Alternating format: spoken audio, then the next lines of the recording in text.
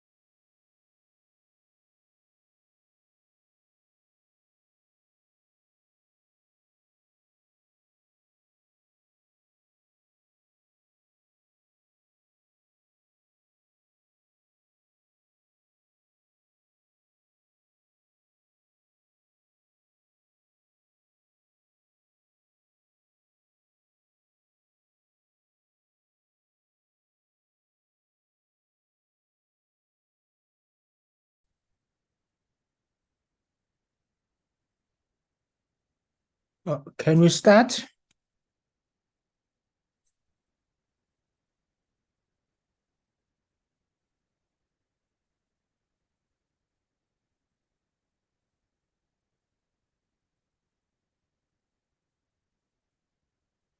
Are we ready to start? Yes, Chair. Oh, thank you very much. I think we should start with that report of vetting that we were promised before we deal with the A list.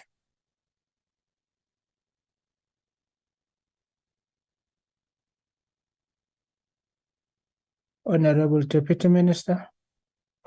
Chair, yeah, I'm not. We'd prepared the A list.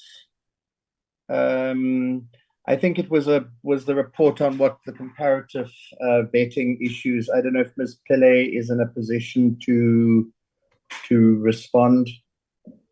Or I think the issue actually come from the NPA. But Ms. Pillay, help me out here. Good afternoon, Honorable Chairperson and Deputy Minister. Yes, the issue of vetting is for the NPA to respond. The A list is what we will deal with in terms of the bill itself. I presume that Advocate de Kock is still leading the delegation. Advocate de Kock, over to you. Thank you very much, Chairperson. I am leading the delegation. I do have the head of the ID and also Advocate du Plessis that's been critically involved in this process with me. Just some clarification of what is required from the MPA at this stage. My understanding is that we did submit a written report on the vetting numbers to Parliament. So I'm not sure if that information has been received by the committee. Have all members received that report?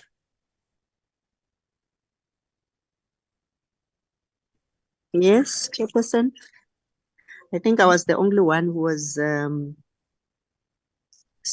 said I didn't receive, but I now have the report. We now have the report. Maybe Advocate de Kock, you can just take us through what is contained in the report. A high-level summary. All right, thank you, Chairperson. I'm going to ask Advocate du Plessis just to introduce the response, and then perhaps the ID or him will take us through the report. Advocate du Plessis, are you present on the platform? I am, thank you, and thank you, Chair.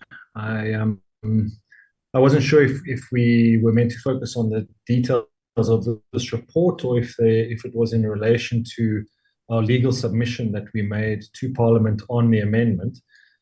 So if it's on the latter, then we can deal with that separately. But perhaps just to give a high-level overview of the report that was provided, which was in the context of a previous question. I think it wasn't even in relation to the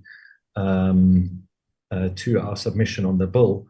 But basically what we did was gave an overview of the vetting status in relation to particularly the investigative directorate officials. And we clarified that the security management services of the NPA are responsible for security vetting of NPA officials as mandated by the General Intelligence Laws Amendment Act. And we have an MOU signed with the SSA to do the preliminary vetting of NPA colleagues. Of course, the clearance still needs to be provided by SSA. But the ID, just to give the committee an idea, currently has a staff complement of 115. And of those 115, 110 officials have complied with the NPA vetting processes. 5 of them are still submitting documents or have had their vetting that has expired. I think the key challenge we have now, that of the total of 52 new vetting applications that have been sent to SSA for evaluation and finalization, 46 of those applications are still under investigation, and we don't have the vetting back on it. So there are a number of security clearances that have been given, but there are still a couple that are outstanding. Our experience, colleagues, is that the process of vetting through SSA takes about between 2 and 3 years for the security clearance to be issued. So the internal vetting gets done, and then the final security clearance process takes between 2 and 3 years. But we are, of course, engaging with SSA on these matters to make sure they are expedited as quickly as possible. So that's the crux of the technical report that was submitted. But Chair, if there were any questions around the submissions we made on the bill, perhaps you can just clarify for that for us, and then we can respond on those issues as well. Thank you. No, we just wanted clarifications on the vetting, not on the bill. Honorable Nivot Tuchen.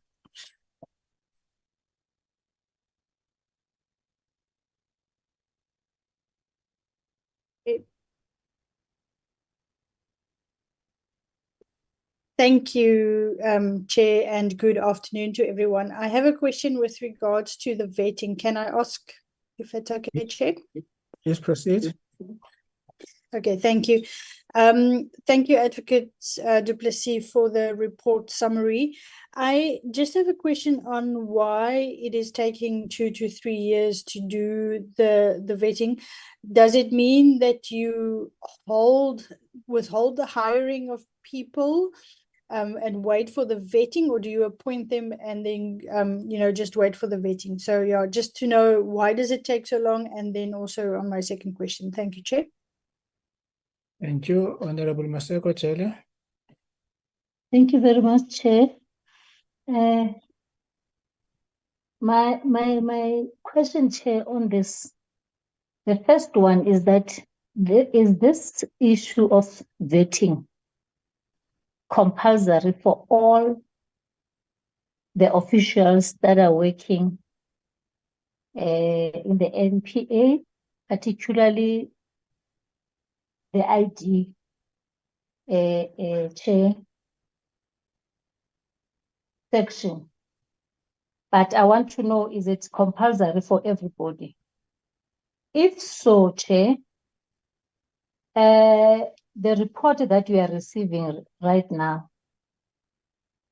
gives us the information that there are those who are vetted, yes, as he just confirmed, but there are officials who have not submitted vetting application forms. And there are 3, Chair. And there is no explanation why are those officials did not submit that vetting application form, Chair.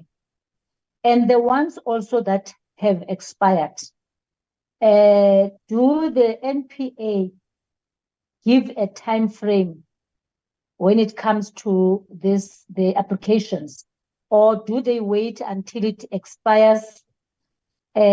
Which also is very ironic, Chair, when it comes to the question that has been asked by Honorable Velma Nivo Drachem, that the vetting takes 2 to 3 years.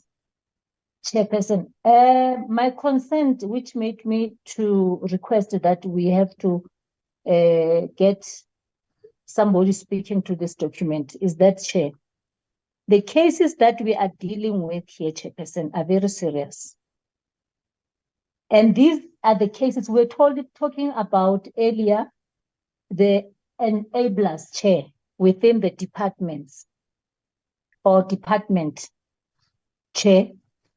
We really have to get the names, or if possible, I don't know, Chair, those people, who are those people and why have not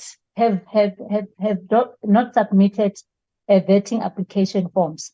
Because to me, Chair, it is very important that everybody who is in this NPA, if it is a rule that, or is it compulsory that everybody must be vetted, they must be vetted. Because earlier, if I'm not mistaken, when we were dealing with this, the bill earlier, we did hear that the police, they do get vetted. So why do we have people who are taking this vetting in the department, in the institution of NPA, not serious like when the police are doing it? So it means, Chair, we need to get answers on this one. Maybe we are, without insinuating anything that may sound as if we are, we have suspicions that there are people who are involved in these cases. Please don't insinuate. Please don't insinuate. Let's first get the response. I'm not. Yes, that's why, Chair, I was saying that. I was just trying to say, Chair, I'm saying we have an examples of in other departments.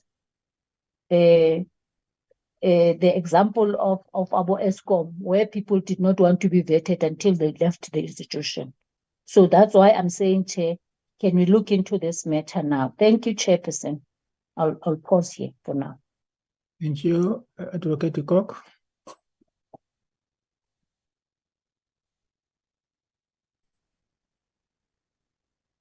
Thank you, Chair. I am going to ask Advocate du Plessis to respond to the detail of the question, but just to confirm that it is compulsory in the MPA for members of the prosecution to submit the vetting forms and the vetting applications. We do have an internal capacity in terms of our risk and security management unit that compiles on a regular basis throughout the country and through each DPP office. Those colleagues who have not and who must still submit forms. Generally, the challenge with the formal security clearance is that this is not done by the MPA. This is done by the State Security Agency, and that there is a backlog, or appears to be a backlog, of applications that is then processed through the State Security Agency. So particularly the more senior and the level of clearance that is required. So we get different levels of clearance, from confidential to top secret, and then a determination made on the levels of clearance. So those clearances that are provided at the confidential level, that is done internally in consultation with the SSA, but from the more serious ones are then done through a proper process with polygraphs, with all of that put in place. But to the extent that there is some backlog, generally my understanding is it's through the SSA. Can I ask Advocate du Plessis just to respond to the details of, to the extent that they say there are 3 that have not submitted forms? Perhaps he has knowledge of that. Thank you, Chair. Thank you, Advocate Cockton. I don't have that information with me now. We will certainly submit it. I don't know if I want to share the names on a public platform. We can submit that in a report to the committee. I think we assumed in the context of the discussion of the bill, sorry, Chair, that this would be a discussion on the NPA submission, which was a legal question. So we actually don't have our head of risk and security management on the platform. He's the expert in all these issues, and we'll make sure that in the expanded written submission, which will deal with those 3 matters that were raised, as well as the additional questions, that we'll submit that information as soon as possible in writing, so that we don't necessarily have to discuss those names. I think the one point to make, Chair, is that as Advocate de Kock says, the vetting or the security clearance process is not something that the NPA can manage. It is done by SSA, but we are engaging with SSA to fast track all of those outstanding vettings, which is a problem across government. It's not just for the NPA.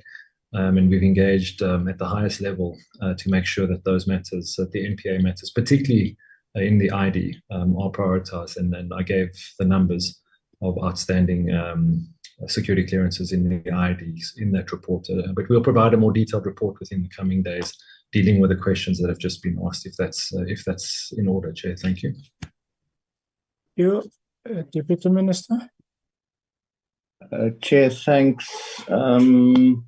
I don't know if this helps, but I mean, in terms of Section 17E, capital E of the South African Police Act, any person in the DPCI must be subject to a security screening in accordance with Section 2A of the National Strategic Intelligence Act. And no person may be appointed to the directorate unless that has been done. In the National Strategic Intelligence Act, that's conducted by the National Intelligence Structures, but the National Intelligence Structures...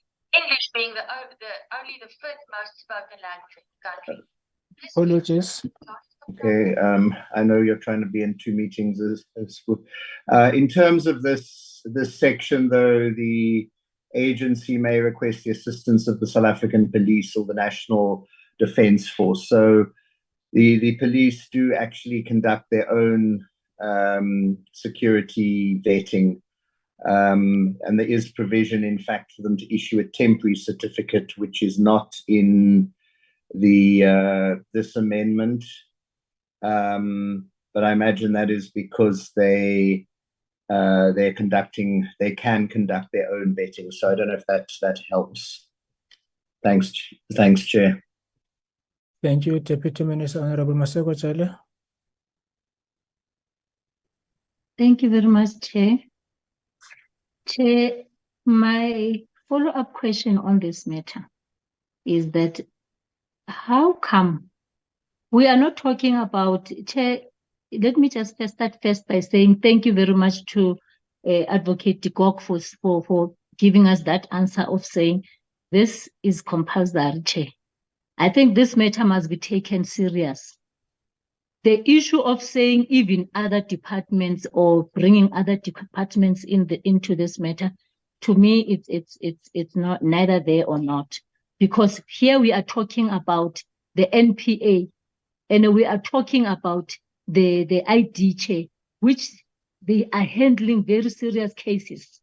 We want to know who is there and is that person being vetted, so that we can be able to be whatever results that we are getting, even the delays that we have, because you wouldn't know if the delays comes because of somebody somewhere is blocking the information. So what I'm saying, Chair, I don't take it, the issue of saying that those 3 people, we are talking about people who are not who have not submitted forms when they were requested, I think so, because the report does not indicate why those people have not submitted when others were submitting, Chair.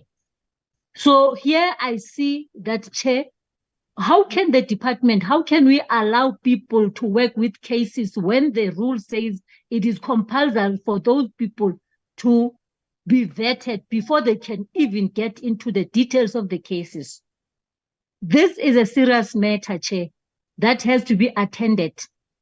We are not going to just put water on this matter.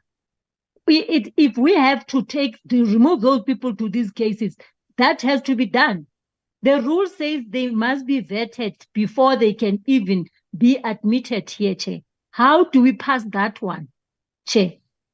Because tomorrow, when those people, when something happens, they would be coming back. I mean, I'm the member of the ANC, and I'm protecting my organization here, Chair. And I don't want tomorrow they come and say, yeah, these are the people who are being hired by the ANC. ANC is corrupt. So we are not going, I'm saying, Chair, can I request your indulgence on this matter, Chair? How can we allow people to touch those cases when they have not done according to the rule? Thank you, Chair.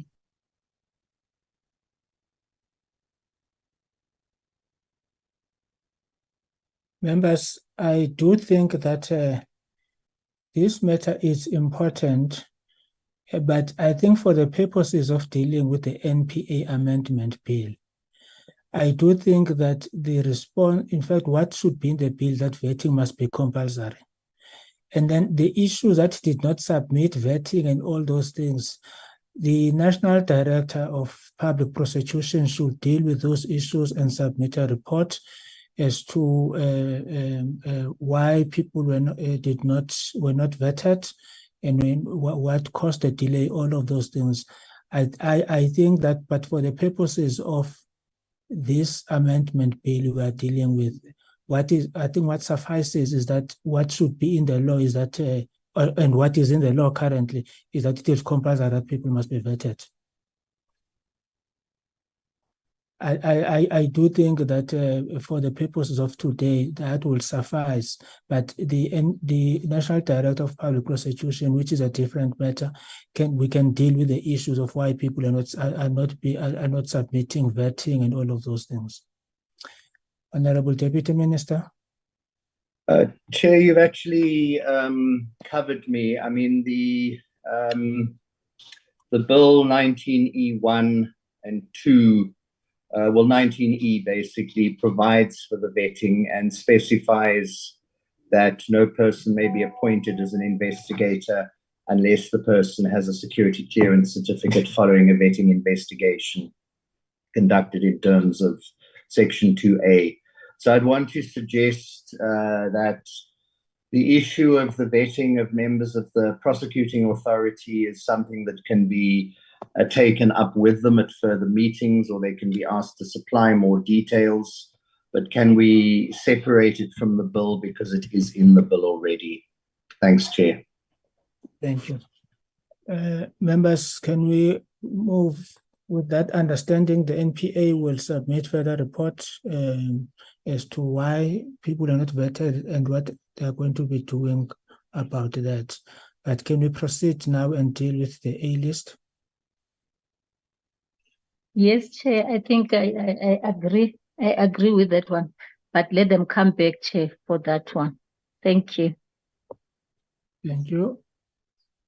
Can the National Director submit a report before the 6th? Let's proceed. Deputy Minister, can you take us through? Yeah, look, Chair, last time we presented the A list and the amendments integrated into the working document. In the discussion on the DA-ACDP's input, there was a It was agreed that we would engage further with the DA relating to an amendment to the preamble, because clause 1 of the bill does amend the preamble. And just to say that we did engage with the DA. I'm sorry I didn't engage with the ACDP. I don't know if Mr. Swart is here. And there's a stop there, Calais. And there was agreement on the clause in blue with Honourable Breitenbach and Honourable Horn, which is, and whereas systemic corruption in society requires specialized, dedicated, multidisciplinary measures to combat corruption. So that's the only change from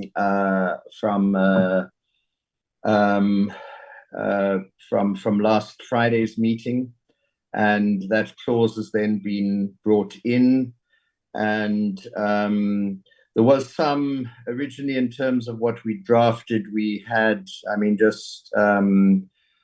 we had the word prevailing, and whereas prevailing systemic corruption, Honourable Breitenbach didn't like the word prevailing in terms of concern that it was subjective.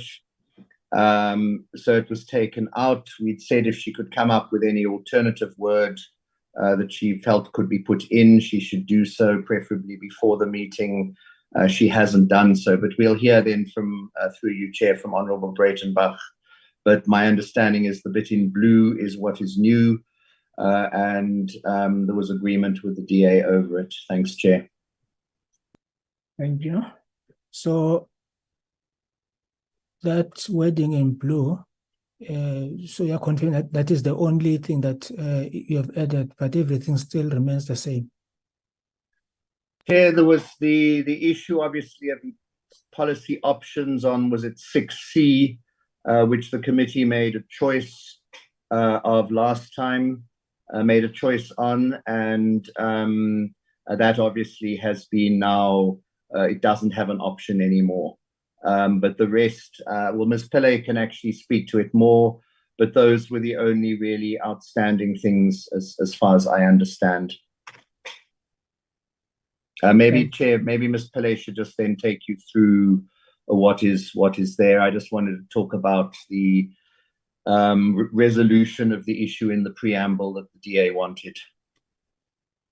Thank you, Advocate Pillay. Thank you, Honourable Chairperson. I'm sharing my screen, and just to mention that apart from what the Deputy Minister has spoken to, there are one or two other technical changes which we corrected since last week, Friday, I think it was Friday.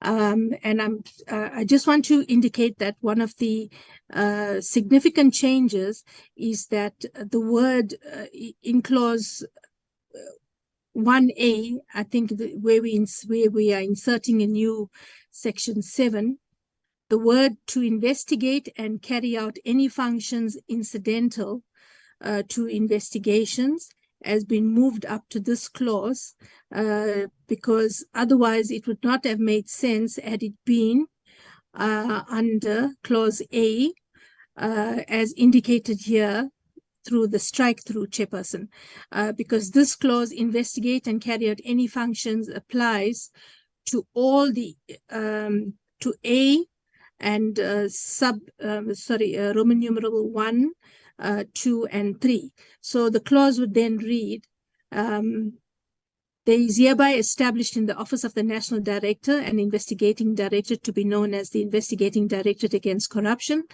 to investigate and carry out any functions incidental to investigations relating to, and it would start with serious, high-profile or complex corruption, commercial or financial crime cases arising from recommendations of commissions of inquiry. So there's no change in terms of the mandate itself. It's just a reorganizing of the words so that the investigation aspects relates to serious, high-profile, complex corruption. We've also changed the numbering, but that's merely a technical issue, to read as Roman numeral 1 to 3 and and it would read additional related offences or categories of offences. This is where we brought in Proclamation 20. And again, it will read as Roman numeral 1 to 5 and additional related statutory offences. Everything is the same as previous. She must not pass, Chair, a bit. Can I? Honorable Nick. Masakela. Thank you, Chairperson. I think go down a bit. In fact, the very same word. I wanted to understand this word of uttering, an offense of uttering. I don't understand, because Chair, there was another one also when I was reading. I came across something which was talking about impersonate. It even reminded me of that Dr. Matthews on TV, the one who impersonated that offense, and that person, the court, he was found not guilty, was just released. So when I looked at this uttering, you are saying additional rated offenses or categories of offenses including common law offenses of fraud, uttering. Can you explain to me that uttering? It is one when you say what, just for explanation. I'm not saying change it, but after you have explained, maybe I can understand. Thank you, Chair. Thank you. Yes, thank you, Chairperson. I'll try my best to explain it. It relates, it's a common law crime, firstly, and it involves a person who is intending to defraud, that knowingly sells, publishes, passes a forged or counterfeited document. So it falls within the class or category of offences that we commonly know as fraud, but uttering as that specific meaning, and it's an act of passing or using a forged document. That is what it means. So I think it's a catch-all phrase for those offences that fall within the common law category that we commonly know as fraudulent offences of fraud. I think that should be what I understand it to be. Are you covered, Honorable Jale? Yes, I'm covered. It just reminded me of that utterance when we were doing the hate speech, but I'm fine, Chair. Thank you. Okay. Chairperson, if I may proceed to the other technical changes since last week Friday. So those are one of... Sorry, why would you include any offense? Just go up. Any offense involving dishonesty. I mean, are we not supposed to be dealing with very serious, complex offenses here? Correct, Chairperson. But when we were in the committee, we had included the Proclamation 20 of 2019, which is the original mandate of the ID, and we were requested to include everything that was in Proclamation 20 into this bill, and therefore whatever we are seeing here in this regard comes from Proclamation 20, exactly as it is reflected in Proclamation 20. We've now transported it into this bill.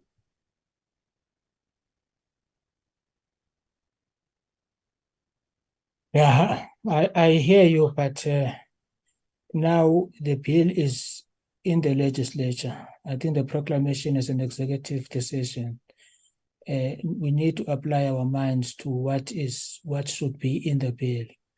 We need to be convinced that if you are dealing with an organization that should be dealing with complex commercial crimes, any offense involving dishonesty might not have unintended consequences where it can also burden the work of the ID, because people can just refer anything because of this any offense involving dishonesty.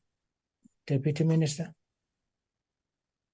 Chair, I think the issue, and maybe Advocate Johnson or any of the other people from the NPA, I think the idea of B so the main one is A, which is serious, high profile or complex corruption, commercial or financial crime cases. And the issue with B, I think, was if in the course of this investigation, the crimes in B, which fraud, forgery, uttering, theft, which is also a very it's a more minor offense, any offense involving dishonesty come up, that those people, if there's a group, that they can still be prosecuted with these additional crimes. So I don't think the idea was to take on bite off more than they could chew, but that in dealing with complex crimes, some of the accused may also be found or may have committed the crimes listed under B 1 to 5. And that's, I think, why it's in there. But I would have thought that because it's from the proclamation, Advocate Johnson or Advocate de Kock or Advocate Dupriya could also give details. But where that came from, as Ms. Pillay has said, is that there was reference simply to the proclamation, and the Portfolio Committee had wanted that changed because a proclamation is is more difficult to come by, etc. And that's why then the contents of the proclamation were put into the bill. Thanks, Chair. Thank you, Deputy Minister. Honorable Chair, Jela. Chair, before Honorable Jele comes in, may I explain further? In terms of how clause B is now worded, it says additional related offences. So we read that as being related to the mandate of the ID being as serious and complex corruption cases simply by use of the word related.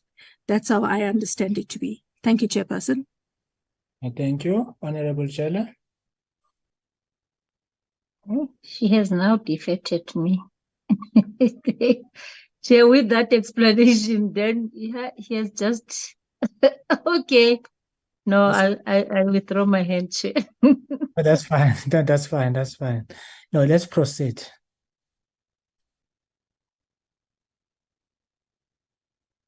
You can proceed, Ms. Pillay. Thank you, Chairperson. That's it in terms of the changes, Chairperson, and just one more to point out in respect of, I think this clause we have gone through, we've corrected this to appoint a fit and proper person with due regard to his or her experience, conscientiousness, and integrity to be entrusted with the responsibility of the office concerned as a director of public prosecutions. We discussed it, but I'm not sure that whether we reflected it in the changes. So it's there. And there was one portion where it related to, in the previous draft, this is just a technical change, the National Strategic Intelligence Act, 1994 was missing in the previous document. We've now included it. So that's the working document, Chairperson. If I may then call up the A list, is that okay? May I call up the A list? Yes, please.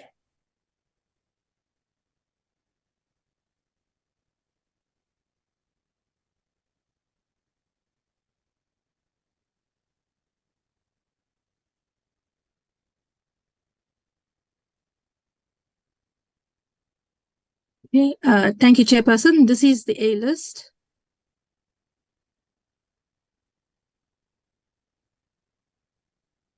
And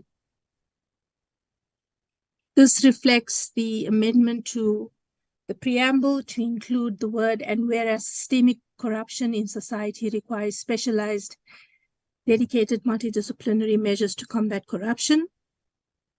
And we've included the previous clause in the preamble, and to ensure that the National Prosecuting Authority fulfills its constitutional mandate to provide, without limiting the investigative powers of the South African Police or the Directorate of Priority Crime Investigation. So here, Chairperson, we just repeated the words because there was an error in the previous one where we repeated in terms of constitutional mandate in terms of the Constitution. So those words have been deleted. We have agreed to that previously. I'm not sure if you would like me to read exactly as it is, but that is the same preamble as introduced, except the word constitutional mandate has been, in terms of the Constitution, has been removed, and we've added this sentence on systemic corruption. Would you like me to read everything, Chairperson? No, I think the document was circulated. Just go to the most important issues. Okay, that's on clause 1. And on clause 2, page 3, here we are just changing head of an investigating directorate into italics. And the same on page 3, to put it in bold letters.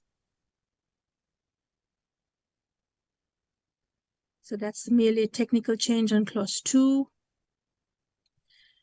Clause 3, again, in italics, investigating director, and then investigating directorate as well in italics and in bold. And in respect of point 5 on page 3, we previously had worded it small d, capital A. We are now changing it to F. Clause 3, we rejected. Clause 4, we rejected. And the new clause 3, we substitute other members of the prosecuting authority to now read members of the administrative staff of the office, and paragraph F, sub F is now investigators.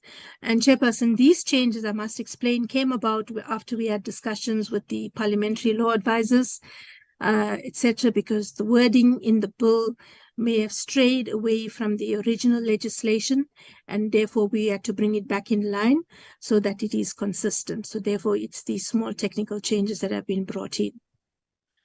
Clause 5 is rejected, and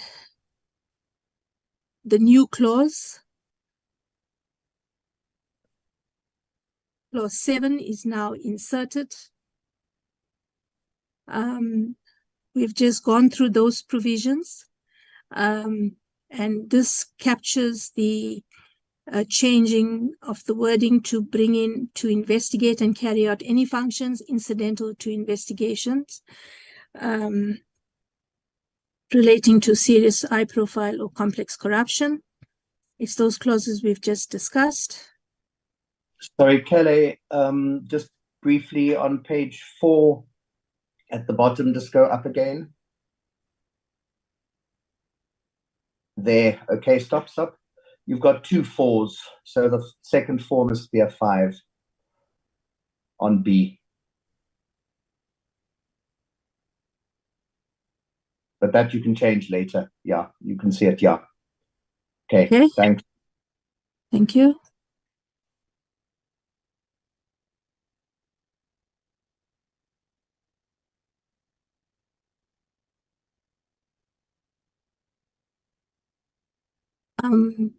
So these will be to reflect that the President may by proclamation establish one or more additional investigating directorates in the Office of the National Director. And in paragraph D, the change shall be issued and may be amended. This is in respect of the proclamation for the temporary, it's the ad hoc investigating directorates shall be issued and may be amended. We've removed the word at any time as requested.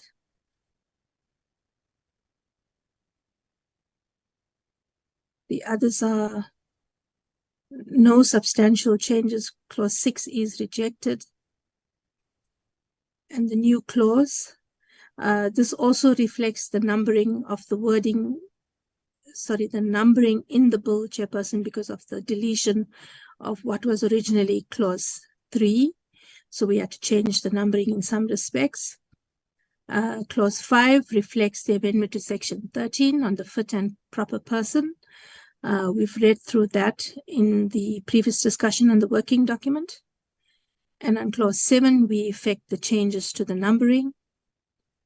And on clause page 5,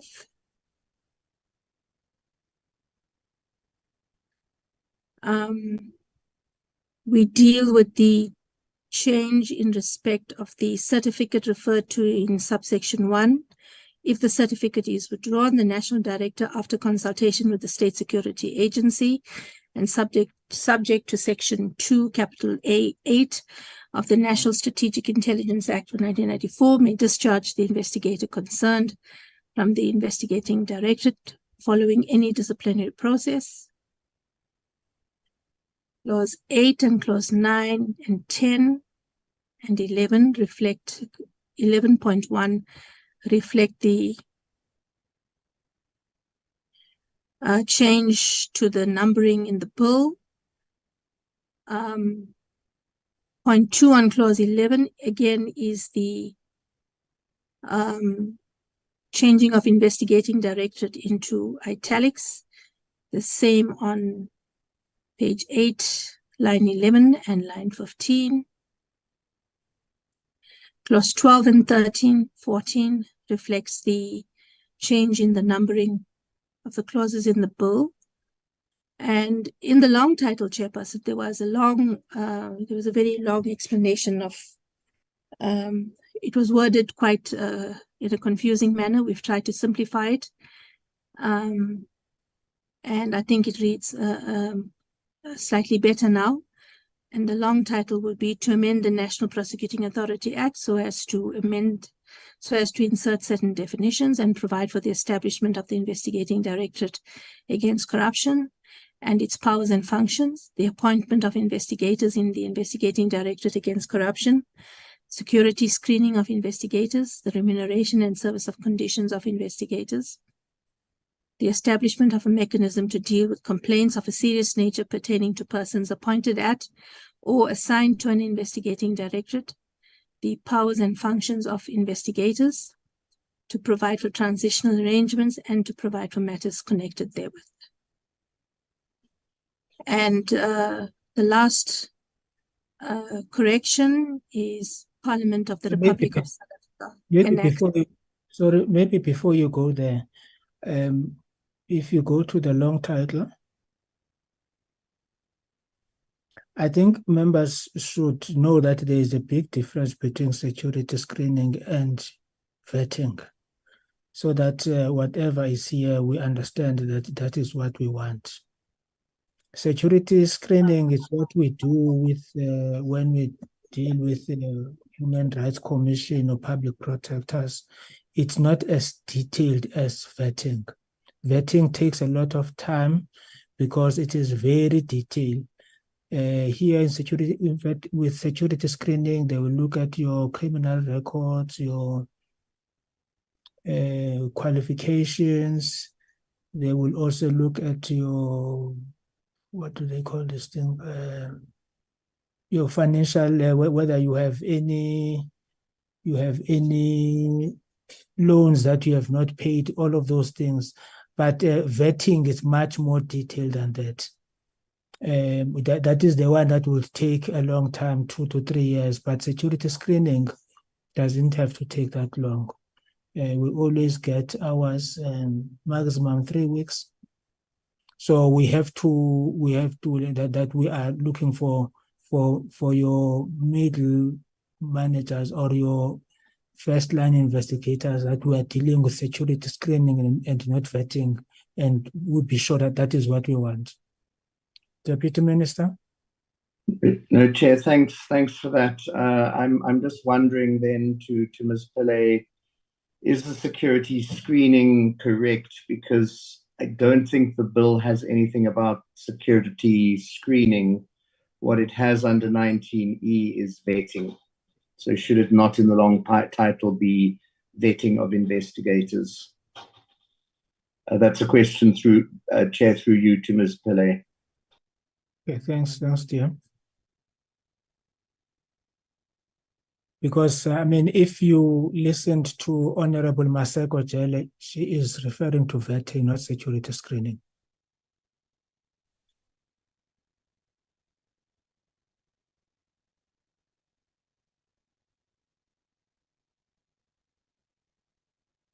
Ms. Pillay? Yes, Chairperson, I've just checked what the bill actually proposes, and it is vetting. It is not screening. Okay. So that will be... That would be changed to, from, in the long title, from the security screening, then should be changed to, well, it's just called, talks about vetting. I see you put security vetting, but 19E is just vetting of investigators and security clearance following a vetting investigation. So I would have thought that it's, yeah, the vetting, as you have there, the vetting of investigators. So, Chair, I would think that reflects what's in the bill. Thank you. Thank you, Deputy Minister. You can proceed, Ms. Pillay. Thank you, Chairperson, for raising that very critical issue. And that, I think, the last point is to replace Parliament of the Republic of South Africa annexed as follows. It was written in the old format, and we've now corrected that. Thank you very much, Chairperson. That's it from my side. Thank you very much, Ms. Pillay. Members, any comments? Honorable Maseko Jele. Thank you very much, Chair. My comment is still on the issue of vetting and screening, but I'm done. I think it's fine how it is. But I wanted to, just for interest's sake, to find out, according to the answer that you have received, is it from Mr. du Plessis? He mentioned the issue of 2 years, 3 years, yes. As Chair, you also emphasized that one also. Also the issue of expire in that sorry, in that report there's an issue of expire. I want to, and it is like this vetting, it happens after a certain period. Even it's not something like we have vetted you when you came in and it's done. It's like it has to be repeated. So I'm not sure how is that money managed, Chair. Is there any law that says these matters within this time they must begin to do that, or is it something in terms of operational? I'm not sure. I just wanted to find out, just Chair, in order to cap the issue of expiry for something that is still going to take 3 years for it to be qualified or Chair giving an okay status. So I don't know how to, but all in all, my idea is there. Just a comment, just to find out. But vetting, generally, I know the top secret security certificate is valid for 5 years. Then thereafter, you must redo it again. And I think the simple reason is if you can have a certificate that is of a lifetime, you can be corrupt in between.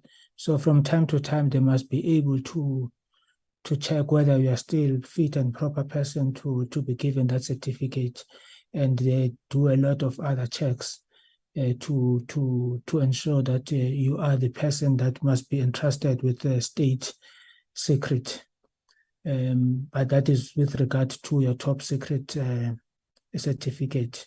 But it's important that you have to have regular intervals of vetting so that a person, we know that at any point in time, that person, we are sure that this time, uMagwanisha zange athengisa ama-state secrets. So if he does, then the next vetting will be able to catch him on that. So what we need, I think what is important is more of a strong project management issue. It's one is capacitation of SSA. Two is ensuring that even maybe when the president signs this bill into law, at that time he must make sure that the people would have been vetted. But I think that there is no shortcut to it, Honorable Jelle. The state must just build capacity. Vetting must be provided when it is needed. Because once you want to short-circuit that, and then you give people a lifetime vetting certificate, then it will undermine the very essence of having that person being vetted. Because people come in being clean and be induced to do wrong things there, and then you'll still presume them to be clean. Honorable Maseko Jelle, are you okay with that? No, I'm okay, Chair. I think I'm satisfied with even 5 years. It means it is the matter of the internal mechanisms in terms of, yes, monitoring this issue. Thank you, Chair. Thank you. Honorable Breitenbach, then Honorable Mkhwebane. Thanks, Chair. I agree that vetting should be done, and it should expire and should be redone. I don't really understand why state security has to take so long to produce a proper vetting. I think it's just a matter of inefficiency. And of course, the exquisite irony of the fact that the department that does the vetting was headed until not so long ago by Arthur Fraser, which wasn't so tragic, it was quite funny. Yeah, that's about it. Thank you, Chair. Thank you, Honorable Mkhwebane. Thank you, Chairperson. Yes, I agree with what you're saying, 5 years, and indeed to prevent people to be corrupted, and especially by foreign governments who have interest in the country. But I wanted to say, Chairperson, strategically, we need to assist these institutions. I know we're also struggling, we're still waiting for the screening from SSA. But I think we need to see how we can intervene and assist these institutions under our portfolio committee, so that state security can also give us their, cases, plans, project management. Working in that institution for 3 months, I discovered that there's a lot of people who are not utilized effectively. So I think as well, they need to reprioritize within that institution and deploy more people and train more people to do the vetting. Because, I think we should be intervening. We should, maybe through you, Chairperson, with your counterpart in the other committee, to just make sure that we intervene, because we cannot expect NPA or public protector or any institution to be running after the SSA. So I think we should be assisting in making sure that these institutions have people who are properly vetted and their certificates are on time, and the SSA, NPA must make sure through corporate services they keep records of people's, when before they expire 2-3 months down the line, they then retake forms, submit to state security, and then they are processed quicker. Thanks. Thank you, Honorable Mkhwebane. Honorable Jelle. No, I agree, Chair. I think she has covered me. And also, I think if Chair, through you, if it's possible, that it should be noted also in our a report, a handover report, so that it doesn't disappear along the way, because it's a very important issue. I was going to say, maybe it's important also to propose that we vet the vetter, because maybe the vetter has got a problem himself or herself. As Chair was just, it was just, okay, thank you. Maybe members, maybe we can say in our report to the House that the bill must not come into operation until everybody is vetted. So that will put pressure even on the president to ensure that he puts pressure on the minister responsible for SSA to ensure that the cohort of people that needs to be vetted are vetted before they undertake this particular work. Agree, Chair. Maybe Truly, Chair. yes, when we deal with the report, maybe we'll discuss that. Because I should think that when the bill served before cabinet, that was one of the things that should have been looked at because when you look at the financial implication and everything, the security implication, the issue of vetting was supposed to have been one of the top issues coming out of that report that goes to the memorandum that goes to cabinet, and how is it going to be dealt with before the cabinet brings a bill to parliament. So what we can do is that this bill must not come into effect until everybody there is vetted. I know when they want to, they can expedite it. They do that with members of parliament when they have to be sworn in for the JCI. It doesn't take 2 years. Thank you very much, Deputy Minister. Sorry, Chair. No, that's the A list. So we're then in your hands as far as finalizing the bill. And I propose that tomorrow we vote on the bill and on the report. Will the report be ready, committee researcher?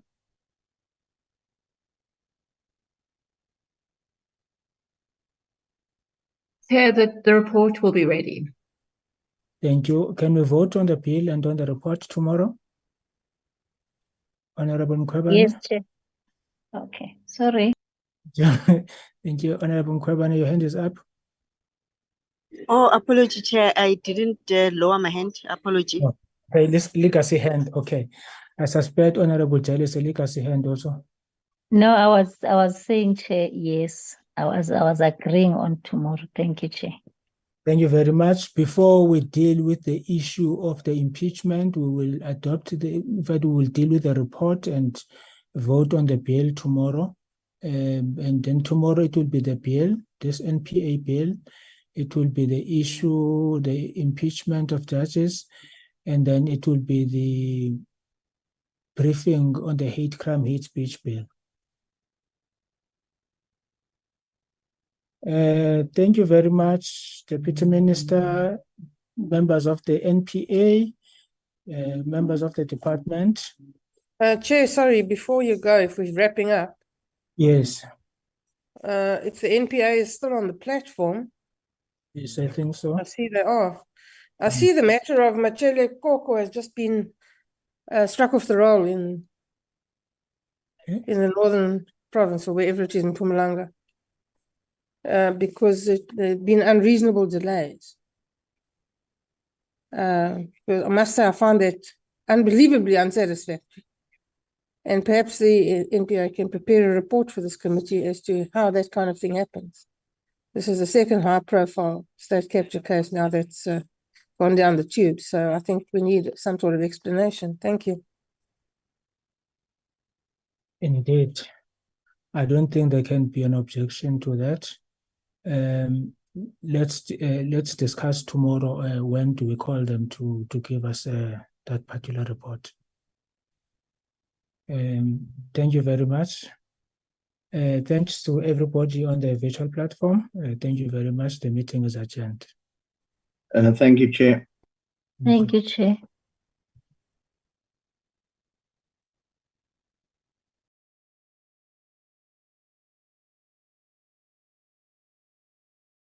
Recording stopped.